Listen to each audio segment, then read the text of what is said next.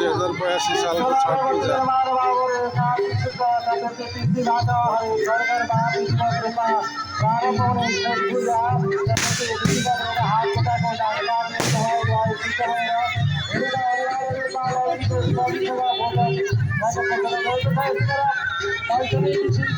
परिवार का कम्तीमा एकजना आहार वर्ग वसिरहेका खीर पकाई मातालाई चढाई अर्पण गरी व्रतालुले कसैसँग नबोली प्रसाद ग्रहण गर्ने तत्पश्चातबाट परिवार आफ्ना आफन्त मानिसहरू छठ पूजा 2082 साल जसलाई खर्ना भनिन्छ।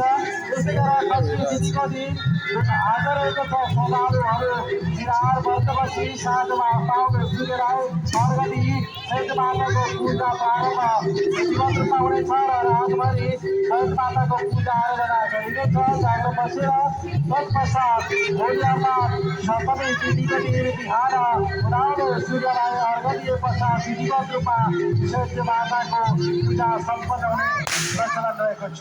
तत्पश्चात प्रसाद वितरण गरिने कार्यक्रम पनि उहाँले गरेको छ र हामीलाई सैत माताको पूजा सम्पन्नताको निम्ति सैतमा आइपुग्नुभएको छ। पत्नी सदस्यले गौबाट तुलसी राम खरेल पत्नी सदस्यले गौबाट उहाँहरू 155 सय प्रदान गर्नुभएको छ। यस्तै गरेर पत्नी सदस्यले गौबाट खरेल उहाँहरू 105 रुपियाँ सय प्रदान गर्नुभएको छ। यस्तै गरेर हुनुहुन्छ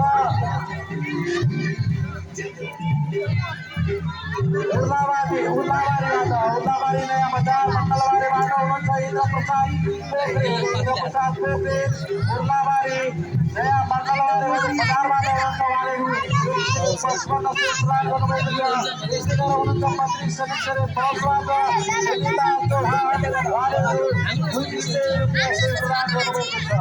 उहाँहरूप्रति कृतज्ञता व्यक्त गर्दै उहाँहरू र उहाँहरूको परिवारको जीवनमा सैत माताको सधैँ कृपा रहिरहोस्, सुख शान्ति समृद्धि खुसियाली र दीर्घ जीवन प्राप्त होस् भन्ने कामना गर्दछौँ।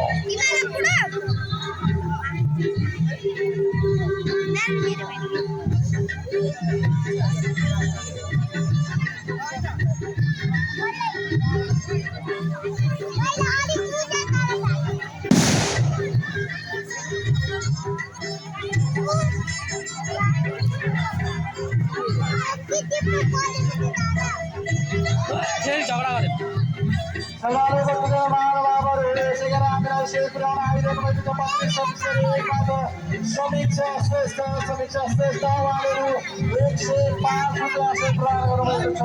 उहाँप्रति कृतज्ञता व्यक्त गर्दै उहाँ र उहाँको परिवारको जीवनमा दीर्घ जीवन प्राप्त होस् भन्ने कामना गर्दछौँ।